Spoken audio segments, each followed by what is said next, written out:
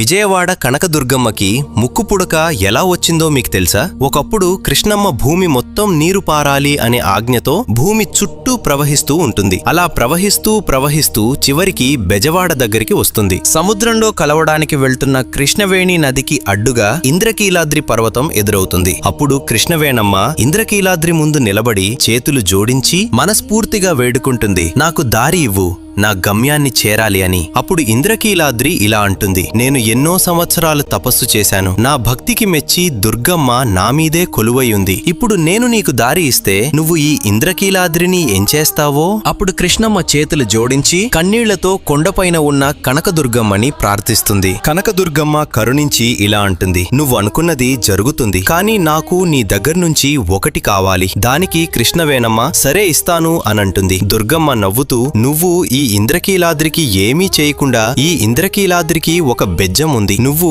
ఆ బెజ్జం నుండి ప్రవహించు అని చెబుతుంది. దానికి కృష్ణవేణమ్మ అంగీకరించి నీకు నా దగ్గర నుండి ఏం కావాలి అని అడగగా దుర్గమ్మ నవ్వుతూ, నాకు నీ ముక్కు పుడక చాలా నచ్చింది, దాన్ని నాకు అరువుగా ఇస్తావా అని అడుగుతుంది. దానికి కృష్ణవేణమ్మ సరే అని ఆమె ముక్కు పుడకని తీసి దుర్గమ్మకి అరువుగా ఇస్తుంది. అలా ఇస్తూ ఇలా అంటుంది, ఈ కలియుగం అంతం అయ్యే సమయంలో నేనే కొండ మీదకి ఎగసి నా ముక్కు పుడకను తిరిగి తీసుకుంటాను అని చెప్పి ఇంద్రకీలాద్రికి ఉన్న బెజ్జం ద్వారా కృష్ణవేణమ్మ ప్రవహించి సముద్రంలో కలిసిపోతుంది. అప్పట్నుంచి ఆ బెజ్జం వాడగా పిలువబడిన ప్రదేశం ఇప్పటి బెజవాడ, విజయవాడగా మారింది. ఎప్పుడైతే కృష్ణానది నీళ్లు నిజంగా అమ్మవారి ముక్కు పుడకను తాకుతాయో అప్పుడు ఈ ప్రపంచానికి ప్రళయం వస్తుంది. అప్పుడు కలియుగం అంతమవుతుంది అని పెద్దలు నమ్ముతారు. దుర్గమ్మ అంటే మీకిష్టమా? జై దుర్గాదేవి అని కామెంట్ చేసి సబ్స్క్రైబ్ చేసుకోండి.